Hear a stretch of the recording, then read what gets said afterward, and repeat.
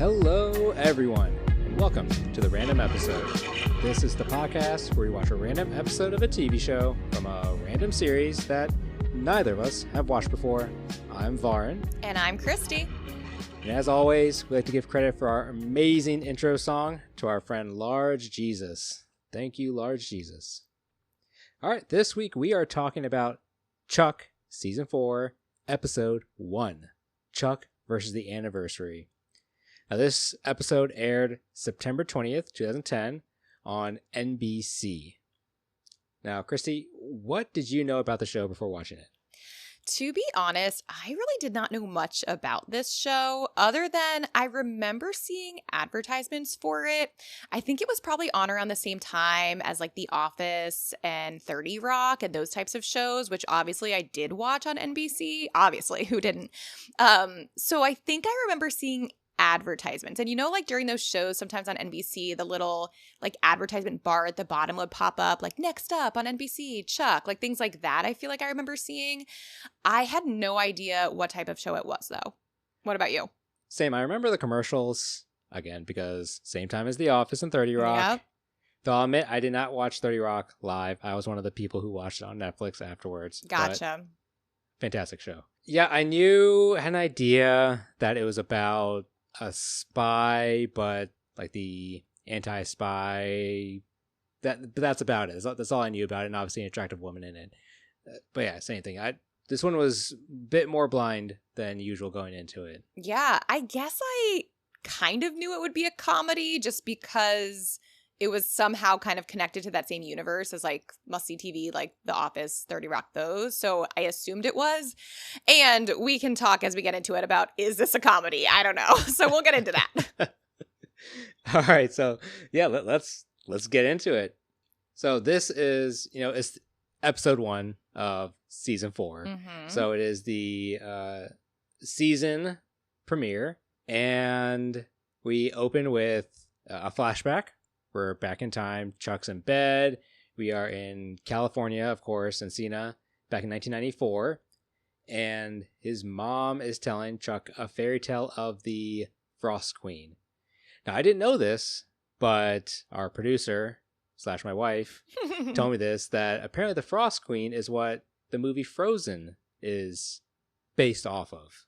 I did not know the Frost Queen was a real story. I thought that was just made up for this show. So, wow, that's actually a kind of cool callback. Yeah, it's pretty neat. Awesome. Fun fact. Yeah, so thank you to our producer. Yeah. For that one. But the big reveal is that his mom is, I only know her as Sarah Connor from the Terminator movies. Okay. She's been in a bunch of other things. She did too. look familiar, but I'm not a Terminator fan, so I wouldn't have recognized her from that. But she did kind of look familiar. That was a big reveal. I'm curious if she's been in the show before or if this was a new addition for this season. That was one of my biggest questions as we watched this episode was, to what extent do we already know about the mom? Because the way they talked about his family and his sister clearly felt like she had been in the show before.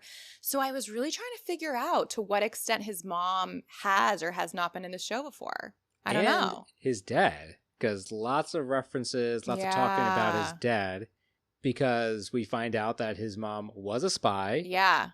That walked away, kidnapped, don't really know. Right. So from the flashback, it looks like from Chuck's child perspective, like his childhood perspective, the mom just didn't come home. So I'm sure there's been like trauma his whole life of like, why'd my mom disappear? She walked out on us. And so now it's more about, I guess, she was a spy. And so something maybe happened to her. I don't know. And did he always know that she was a spy? Or is that a recent revelation? Because he did say that his dad also, I guess, spent his life looking for his mom. I know. And then, but like Chuck is also a spy, I guess, or was a spy. I don't know. So that's the biggest question for me, I guess, is what's this family dynamic? Did he become a spy because his parents were both spies? Yeah, I'm very intrigued by the family situation. And it does seem like they're setting up this season perhaps to be focused on this mom spy storyline, I guess. Yeah, we'll get more into who Chuck is as a person Yeah. as we get through this. Because, yeah, it looks like he used to work at some store, like a Best Buy. We're jumping around here, but Yeah. he used to work at some Best Buy type store that got blown up, but now it's rebuilt, and now it is the CIA headquarters. But was it always the CIA headquarters? Like, this is what I think, again, jumping into this season, I just don't know to what extent he's already been a spy and already been involved with the CIA or whatever it is, right? Yeah, I'm guessing that he used to work at what used to be back in then, an actual, like, Best Buy type store, Okay. Geek Squad. And I think this is kind of making fun of the Geek Squad, but what if the Geek Squad, became a spy and, Yeah. started helping the CIA? Yeah. Because from when I was looking for this on Amazon, the season 1 picture, he was much more nerdy looking, bushier hair, skinnier, much more nerdy. Because Okay. here, he ain't a nerd. He is Oh. tall, buff, good looking dude. Well, I don't know if I'd call him like good looking, but definitely. Oh, really? No, I did not find this person attractive at all. Which was, Fascinating. again, like, to me, it still seemed like he's kind of this nerd. His girlfriend's super hot, which I think is the point. Like, she's supposed to be hotter than him. But that's an interesting thought. Maybe, yeah, he did just start as, I'm just really good with technology. I'm this, like, Geek Squad type guy. And then maybe he got recruited.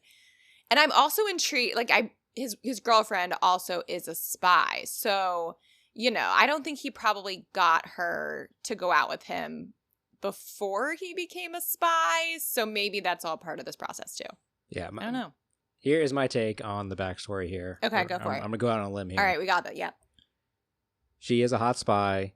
Chuck gets entangled somehow being a Geek Squad person. Apparently he has a superpower where he can look at something and then know automatically everything about it. That's a whole other question that we need to get into at some point. Yeah. But obviously he's probably the annoying geek, Okay. techie guy. She's forced to work with him. Oh. And then over the episodes, over the seasons, they become boyfriend and girlfriend. They fall in love. And, he becomes a spy and they're spy together. But then he decides, apparently at the end of last season, to step away. But they're still together. But they've only been together for a couple months. So this couldn't have been something that happened, that they got together in season 1. This had to have been something that happened I think season 3. I think this is brilliant. This is a brilliant analysis. I'm going to go with this is fact, right? Like that seems like the only logical explanation. There's no way these two people were together from the get-go, from Chuck's start as a nerd guy, right? I mean, maybe, I don't know what she's into, but okay, this makes a lot of sense to me. So they got together, we think, more recently, and they were spies together. Okay. Yeah, and let's be real, this show does not have a lot of depth to it. So it's pretty easy to deduce the storyline here. I'm claiming it. This is what it is.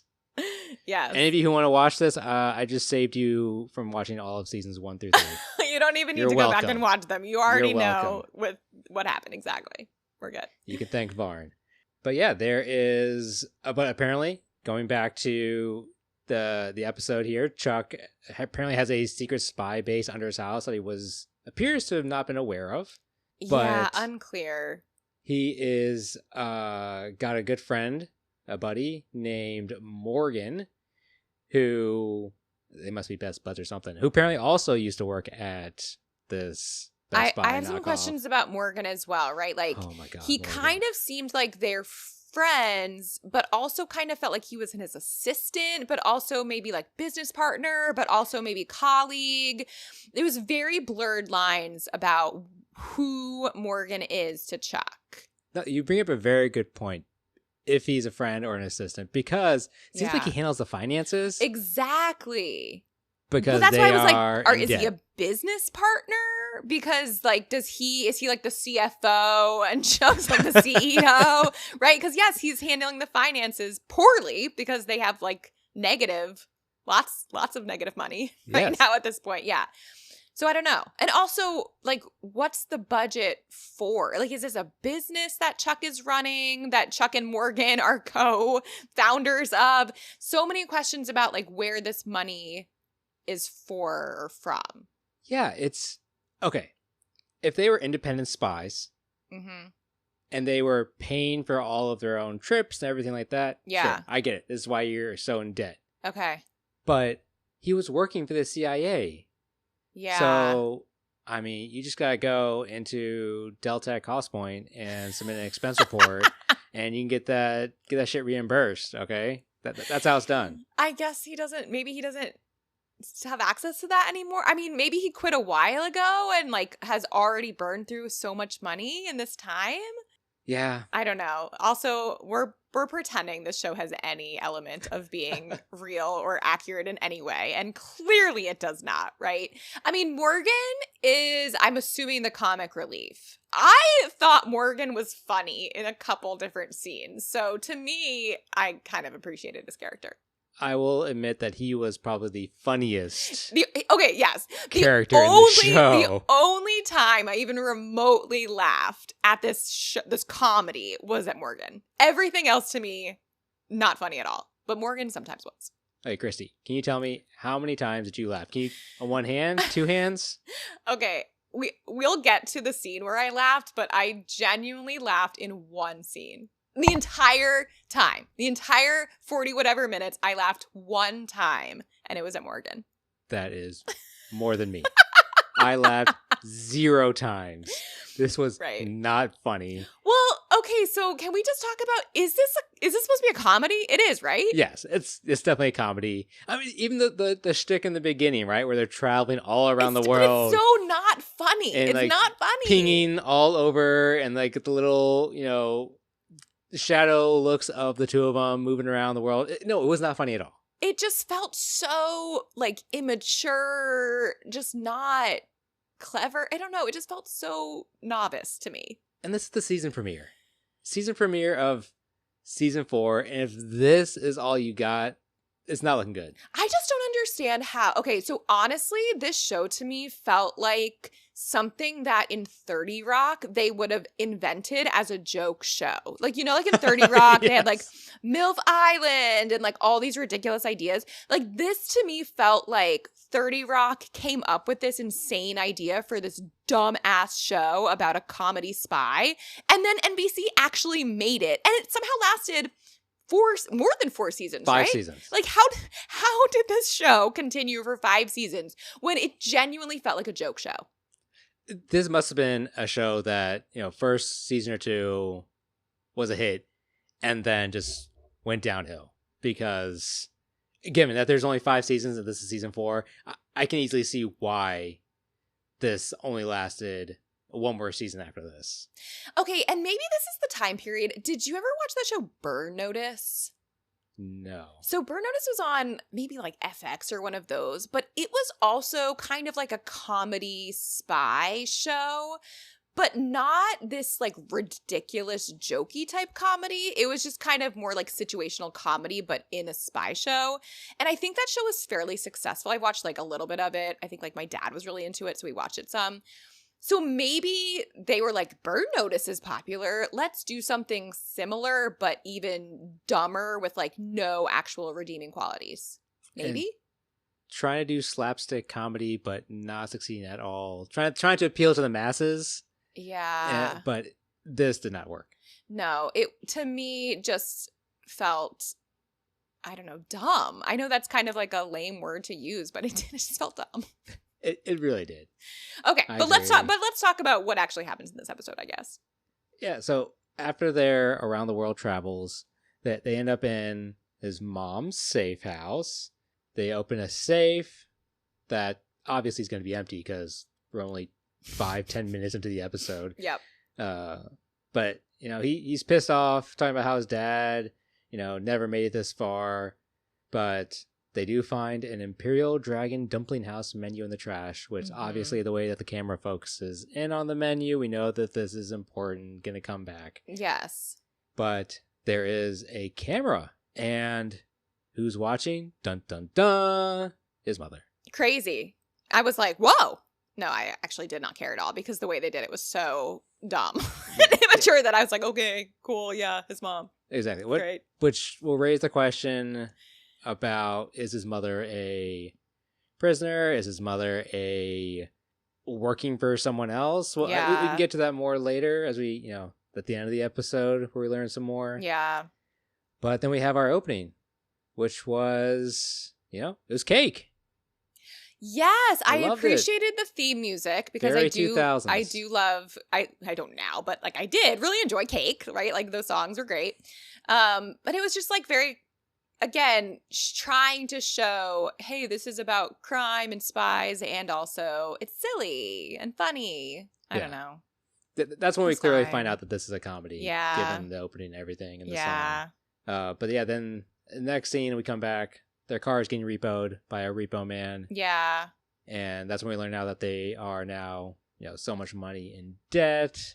But then we now switch over to Hong Kong, China. Not Okay. China, sorry, Hong Kong. Yes. Sorry, folks out there. Yeah. Well, I think on the screen it said Hong Kong, China. Did it really? Yes. I was like, Okay. Yeah. Well, I feel better for saying that. No, I 'Cause wrote that down. I wrote it down because that's what it said, the label on the screen. And I was like, okay, well, what year is this? I don't know. But yeah, so Sarah, the girlfriend, is, I guess, a real actual spy. Right. As opposed to Chuck. Right. And so as we didn't talk about it earlier, but it looks like, and that's what we've learned, that he's retired. Yeah. But Sarah is still a spy. Yeah. She's got a partner named John. No. Yes, John. John? John. It's very, I don't even think they even said his name. Did they? I'd look that one up. Okay. But yeah, but they're still spies. They're still a team partner. They're going out there, and yeah, and they're doing the real stuff. And then, Yeah. Did you recognize the villain? Do you know I who that thought is? he looks kind of familiar, but should I know who that is? Again, another former action star, Dolph Lundgren. Okay, I do not ever watch action anything, so Oh I my would not God. recognize him. No. He was huge in the 80s. Oh, okay. I mean, he did look like he would be an 80s action star. Yes. So that tracks. Well, he is from Austria or Germany. Okay. Somewhere in Europe. That accent that he was doing was not working. Yeah. clearly. Well, and so then it's like, I guess, are these people supposed to be Russian, but they're in Hong Kong? Everything was just so random about the locations where everybody was. It was just jumping around, and it didn't, to me, make any sort of sense why anybody was where they were. Christy, were they actually in Hong Kong? Were Obviously they actually not. in Russia? Or were they in set pieces Oh my God. in California? Yeah, no. And the sets were, again, like, is this supposed to be so bad? Is that the idea, that it's just supposed to look like a joke? Or do you think they were really trying to make things look good? I can't answer that question. I Yeah. do not know. I guess the other thing this show kind of, and I don't even want to give it enough credit to like say this, but I will, kind of is the vibe of like an Austin Powers, right? Like it's a joke spy, like it's making fun of itself. But I don't even want to like give it that credit because Austin Powers is like so brilliantly executed, even though it's a joke. And this is so horribly executed as a joke. But I could see how maybe they're trying to make that happen, right? I think so. They're trying and failing. And big it's time. just so bad. Falling flat all around everywhere. It's so bad. But we learn about this technology that can knock out power in a 3-click or 5-click radius. I forget what Yeah. Dolph said. I'm going to refer to him as Dolph Okay. because he just has an awesome name. Yeah. But then, Sarah knocks him out with a single punch. Yeah. This big guy, single punch, good for her. Well, can we talk about the whole like woman of it all of like, it feels like they're trying to make Sarah, again, I don't know if this is supposed to be a joke or like this is real, right? They're trying to make her like very sexified. Is that a word? But like, I feel like they're showing her like with her gun around her thigh. And then she's like walking up all sexy to the bad guy. Like, I'm going to pretend that I'm here to flirt with you, but really I'm going to knock you out. So I can't tell if they're really like, I don't know. Are they really objectifying her or are they trying to make a joke of the objectification? Your thoughts? I think they have an audience Okay. and they are trying to appeal to the audience. Yeah. And they have a very attractive actor. Yeah. And they're trying to make her look as sexy as possible with Yeah. doing as little as possible, without actually being a legitimate, serious spy. Yeah. I didn't love that. I don't love that part of this. It No. just felt like, regardless if it was supposed to be funny or not, it still feels very objectifying women. And I'm not into it, NBC. Not into it. But you know who is? Jack Donaghy, who probably pitched this show. That's what I'm saying. Like, doesn't this feel like Jack Donaghy is sitting at 30 Rock? Like, and then we'll have a sexy woman be the spot. Like, it totally feels like this is a joke from 30 Rock. This was all Come to part life. of his Reaganing era. Yeah, honestly. I feel like we're just going to be talking half of this podcast about 30 Rock. Because it's so connected. It's crazy. It's crazy. Oh my God. So they jump off the building. Obviously, they're not going to get caught now. Yeah, they're pretty badass. I won't lie. And then this next scene where Chuck wakes up, empty bed, and Morgan is behind him In his bedroom. taking pictures of him with Chuck's cell phone. I have so many questions about Morgan. Why is he so concerned about Chuck and Sarah's relationship? Yeah. Why does he feel the need to introduce sexting or sex writing? Oh my God. I was just like, wrong. No, it's sex texting is sexting. Oh But my no, God. in this show, it is sex writing. Yeah. Yeah. I thought this was so interesting that there is this whole storyline around sexting because, again, I feel like, right, this is like 2010. I don't know. This felt like this was like the kind of not beginning of sexting, but 2010 was when people started getting like iPhones and were like actually texting way more often. And so I feel like it was interesting to kind of date this like in pop culture history of like, oh, this is when sexting became a thing, you know? True. But it was just a weird way to introduce it. Yeah, super weird. In this show and, this pop culture thing to try and bring it into your show. Okay, I'm going to make a connection for you. In Gilmore Girls. Yes. Okay, so one of the later seasons of Gilmore Girls, when Rory is with Logan, and Logan is living in England at that time, and she has like her BlackBerry that she's texting. Do you remember how Paris was trying to get Rory to like text Logan? Oh my God. This was around that same year. Like, this was I think what was going on in this time period was like TV shows trying to introduce white people to getting sexting. people to text their long distance significant others. I don't think it's that I don't think that was out of the left field. Like, this was in Gilmore Girls as well. Okay, fine. You're Team Morgan, obviously, here. So I don't know if I would say it's normal and like understandable. I'm just saying I've seen this in other shows from the same time period. I think it's just like something that was going on at this time. I guess so. I don't know. Okay. But yes, he's trying to take sexual pictures of his friend / coworker / business partner, whatever Chuck is to him. It's wild. Yeah. Mm-hmm. But I guess he sends it. He sends the picture to Sarah without Chuck knowing. Yeah. Great. Love it. But Chuck is now unemployed. He's got to go on some interviews. And he's in an interview. And I guess he went to Stanford. I mean, he, must be a pretty intelligent guy. Yeah, right. I think that tracks with your theory of he just started out as this like nerd squad type guy. Right. Yeah. I guess he's been going on a bunch of interviews and they've been all going wrong. Mm-hmm.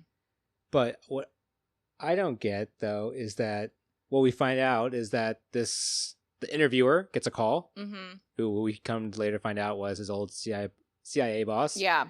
And tells him that the position's filled and security is escorting him out. But he makes it seem as if that's why all of his past interviews have gone wrong. But in all of his past interviews, the people are sleeping. Yeah. The people are getting sick, or I forget all the reasons why, but they had nothing to do with, the CIA ruining his interviews. It made absolutely no sense. The only interview that it could possibly have made sense was that fifth one. Like every other one, you're right. It was not a conspiracy. It was weird. It did not track for me, Chuck. We did notice that there were no women interviewers, all men in position of power. Yeah, of course. At these companies. So, yeah. But now Chuck and Morgan have to ride a bus because, of course, their car is repoed. Yep, no and car. That's when they, as we discussed before, they discover that the Buy More, that's what it's called. That's the Best Buy wannabe store is called. It's called Buy More. Mm-hmm. And they walk in, they're all amazed. And that's when we find out that it is now a cover for the CIA. But the actor who walked up, Olivia Munn. Again, this is so classic, like 2010. Like Olivia Munn, I feel like was in everything at this time as just like a side character. I don't think she ever was like the lead in any shows, but I just feel like she was in. I mean, she was a New Girl. Like she was like just like in so many things. And then she became Aaron Rodgers' girlfriend. And I don't know what she's up to these days. I thought I saw her in something recently.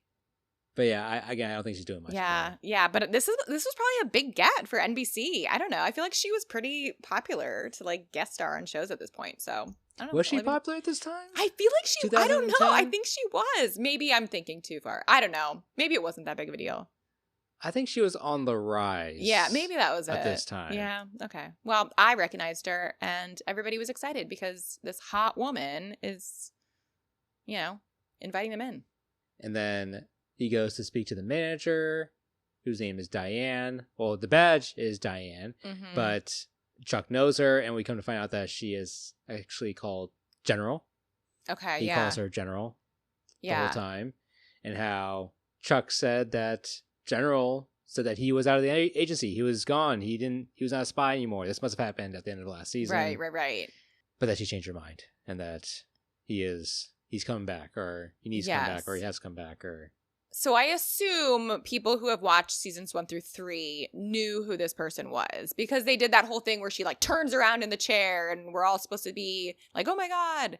But obviously we didn't know who she was. But yeah, so yes, this apparently was his old CIA boss or general or whatever it was. And then doesn't she just say like, yep, you still work here. Like you're still in. So that's interesting. Yeah, you can never leave. I guess he still works there. He's a spy again. Sure. But then he goes through a trap door that takes him, lo and behold, directly to Sarah.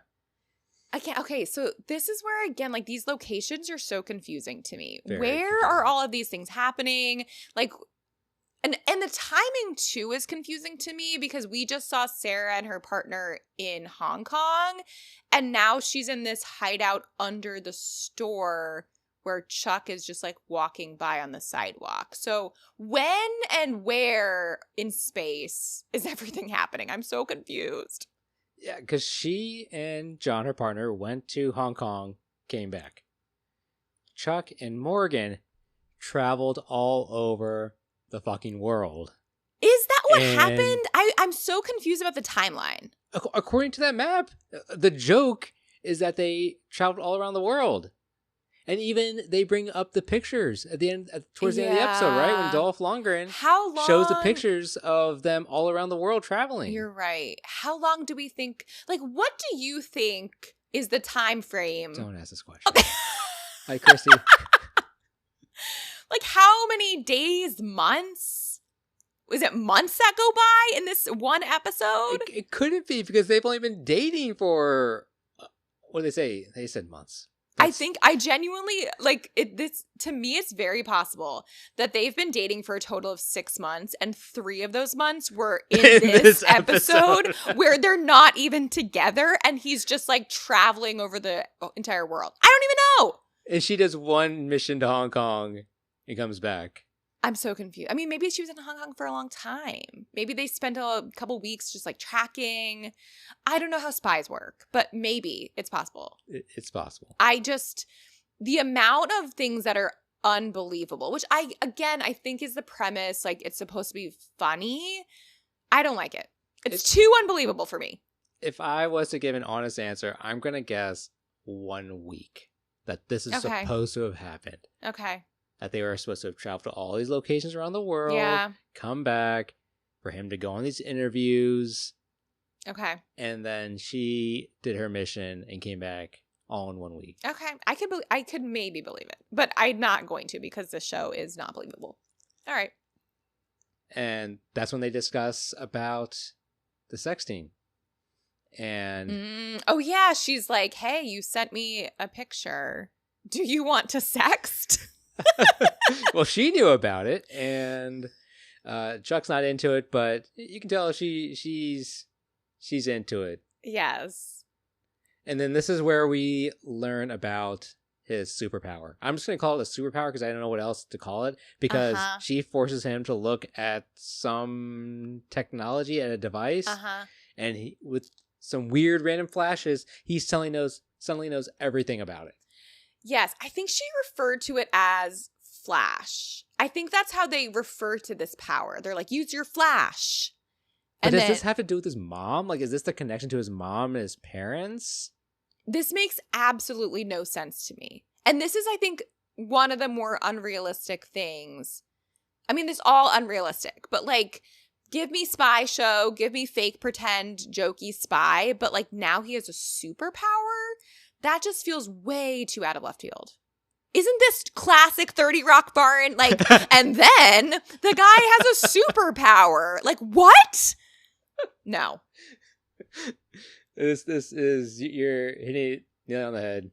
30 Rock is truly a documentary about NBC. Like, literally. So yeah, he has this flash power. So I guess anything he looks at, he can just like see and know everything about it. So I can see why the CIA would want him. Like, why would they ever let him go? Obviously, you need this guy on your team. He can know everything about everything immediately. But that just changes the whole parameters of this world. Yes. And reality. Yes. To have someone to be able to look at a picture of something.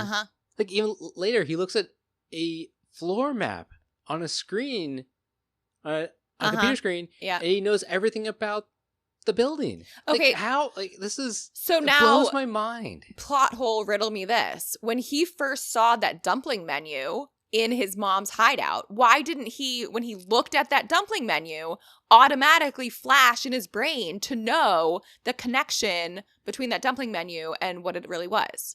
Because that one helped drive the story forward. I know. But like, you know, plot hole. Like, in theory, if he looks at a menu, his little flash power brain should be able to do that. Especially since in the menu, Morgan had to tell him that, oh, whatever this Chimera is a type of weapon. Yeah. Like, why wouldn't Chuck be able to see that word Chimera and be like, yeah, flash, oh, I know, this is actually a... Maybe there's limitations to the flash power. I don't know. I need some parameters. I need some like explanation about exactly what this flash power is supposed to do. But I don't think that exists because it's all bullshit. It's all made up just to like satisfy each storyline, I'm guessing, each episode. That is the problem with the show. That's that is the problem. Only problem. That is not the only problem. There are many problems with this show. So many problems. Oh my God. Okay, so let's go. So, but he notices the emblem. He and Morgan go get the Chinese menu. Again, as we just discussed, they figure out that this menu is actually for ordering weapons. Yeah, that makes so much sense. And when they call the number on the Chinese restaurant, acts like someone for The Ring. So this must have been some crime syndicate, some mob in past seasons that they must have taken down. Or it's just made up. It could have been made up. I don't even know. And then the person just tells them, go to Moscow. No address? No address. Just go to Moscow. Nowhere. Just go to Moscow. Yeah. But now we're back to Sarah and her partner who are on a plane coming back or going somewhere. Not so sure. Yeah. But she's really into this sexting. And she starts taking pictures of her polka dot liner of her blazer. Okay, so sexy. Yes. Polka dot liner of blazers. I wrote not even sexy. Like, she's just taking pictures of herself. Like, in today's day and age, like, she's just taking selfies. Like, this is not in any way sexual. It's not like anything revealing. She's literally just taking selfies of herself on a private jet. Which I'd love that for her, but like not a sext. It's not a sext. No. But she seems into it. But we're trying to teach the world, teach viewers, the people of 2010 about sexting. Yeah. And this is what we're showing sexting as. This isn't this isn't sexting. Yeah. Well, also it is network television. So, as I've learned, because I've learned a lot about the making of The Office, there's a lot that goes into like standards and practices, and you really can't do anything too, sexual explicit on network television. So, I don't know if it's a matter of they weren't allowed to do anything more explicit or if this show is just terrible and has no idea what it's doing. It would have been funnier if they were building up with this sexy pose pictures, and then she was about to do an actual sex, and then John comes in, her partner comes in, Yeah. and disrupts her, and asks what she's doing. Yeah, that's a good point. That would have been better, funnier, in my opinion. Well, instead of you should probably go back and become a writer for this show and fix all the problems with it. That'd be great. Should. I'm going to relaunch Chuck. Oh God, help us. Apparently there's terrible security for the CIA's airplane because somehow Dolph Lundgren's on there and the air hostess is also a baddie. I don't understand. And they've somehow rigged the ventilation system with gas that knocks them all out. And of course, where are they going? Oh my God. To Moscow. What a coincidence. They're all going to end up in Moscow. And they wake up in Volkov Industries in Moscow. Definitely not a set in California. And Chuck and Morgan arrive at the same exact time. Does this whole flash thing when he looks at the screen. Yeah. And they can just sprint past any security and everyone in this building. Yes. And get to go where they want to go. But he says, what's interesting again is that he said, I wonder if my dad's codes will still work here. And when they get into a room, he enters his dad's codes. He enters some codes, which I guess are his dad codes, and they work. So was his dad KGB? Well, I was about to say, so they call this out as a former KGB facility. So, I mean, call back to the freaking Cold War, right? Like, this is clearly a anti-Russia, I don't know. Like, is this anti-Russia propaganda? Is that what Chuck is? I don't know. I don't know. So, yeah, I guess was his dad KGB or was his dad anti-KGB? Unclear. But how would he have codes that could work? It makes no sense. Why Stop trying to understand it. Stop trying to understand it. It's terrible. But yeah, they miraculously get into everything. Yes. And then while Chuck is hacking, doing some, very easy hacking on these computers, and we see the connection. We see Frost, the name Frost. Yes, I noted that. And he starts downloading these files to his whatever he has, some program he has. Mm-hmm. He then finds out that Sarah, she ends up sexting some more, but this time with Morgan. Okay, Varn, I was laughing at this was part. when you were laughing? This was actually funny to me. I just was... What part of it made you laugh? Okay. It was Morgan was pretty good, like, physical comedy at this point. I don't know. I feel like it was, like, his physical comedy. What physical comedy? I don't know. He just, was like... staying there with the phone. No, I don't know. It was, like, the way he was, like... I don't know, like hunched over the screen and like typing like a maniacally and like sending ridiculous messages. I don't know. It actually was funny to me. Like the messages he was sending and his responses and the way Sarah played it. Like I think the actress who played Sarah was also great in this scene. She just kept being like, oh my God, does he think we're sexting right now? I laughed. Okay, don't hate me for it. But this was the one part of the show that I thought was funny. Again.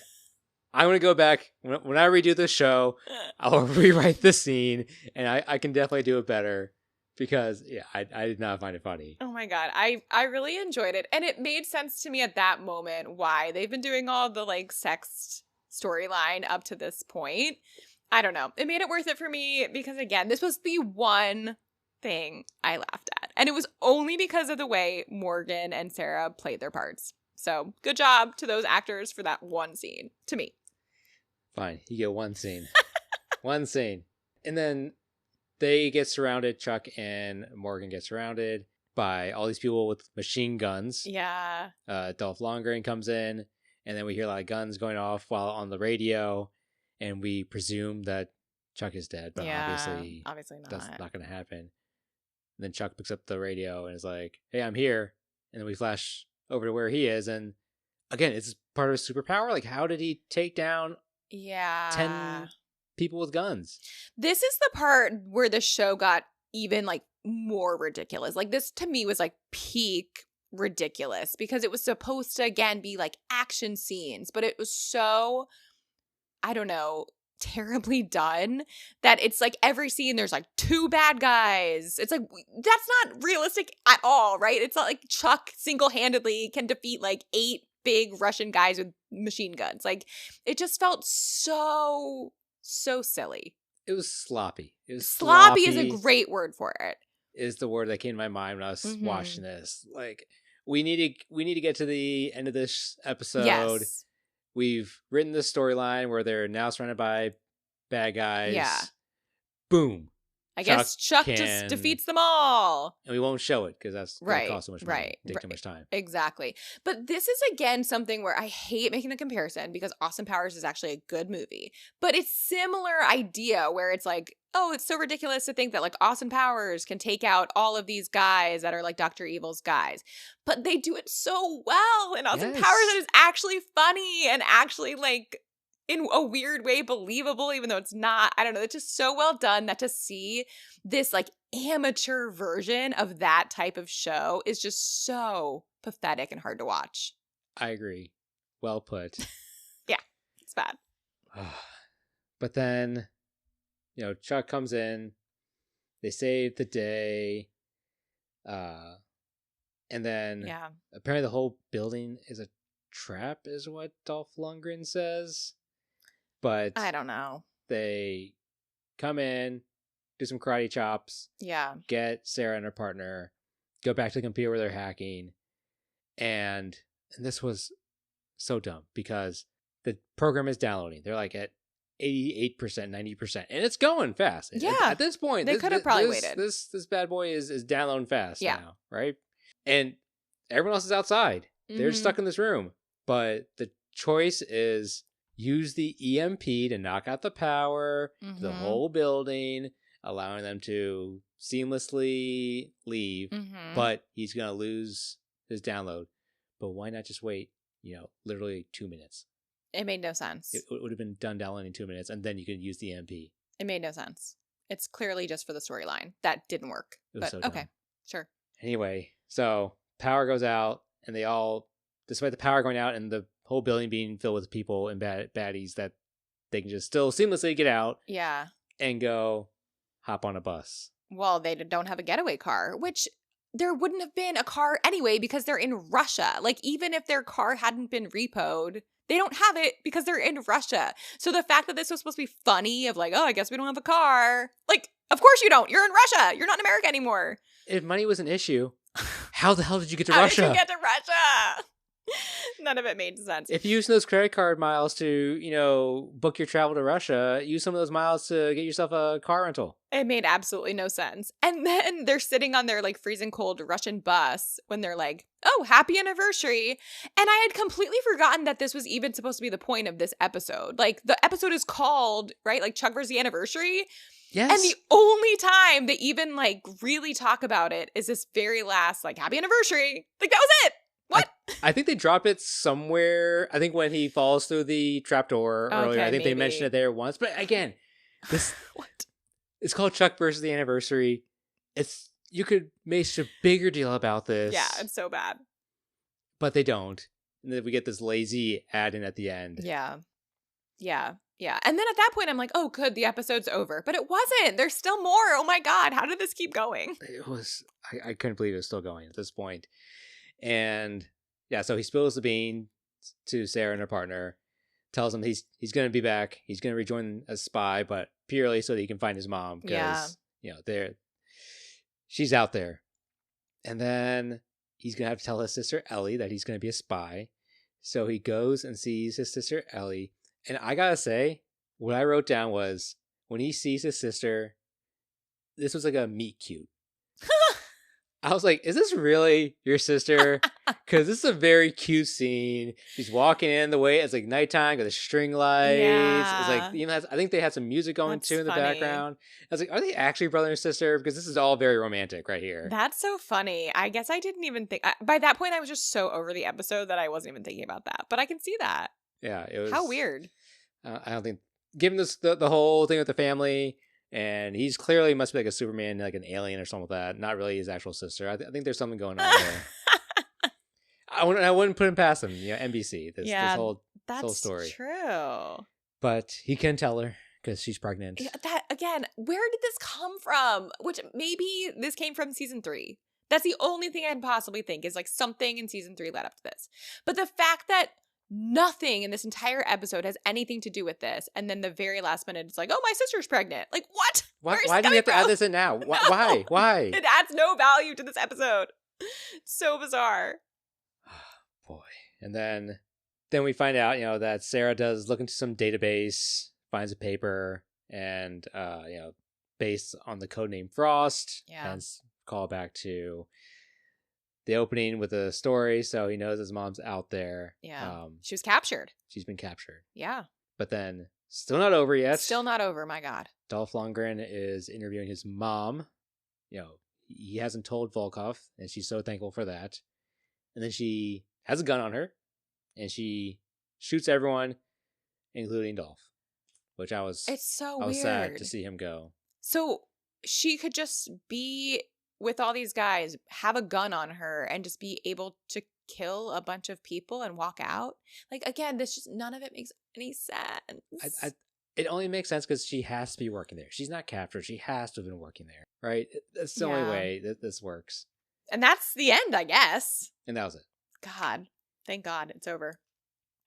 All right, Christy. What do we even say about this? Well, let's start with our acting quality rating. Oh, God. So okay. from a scale of, A to F, A being amazing, the best, Emmy-winning work, to F being, garbage acting. How would you grade this acting? Oh, my God. This acting was so not good to me. I just, again, it was as if they were maybe trying too hard. They were trying to be funny, but it wasn't funny. Again, I thought Morgan was funny one time, but the other scenes was not at all funny to me. Is a D nice or mean? I don't know if I go with a D grade. I clearly did not like this. It was so bad. But I think D is a bit harsh.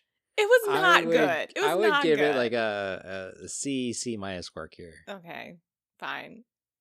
Because people are trying. Yeah. Again, the acting's not great. But I can't put it fully on the actors.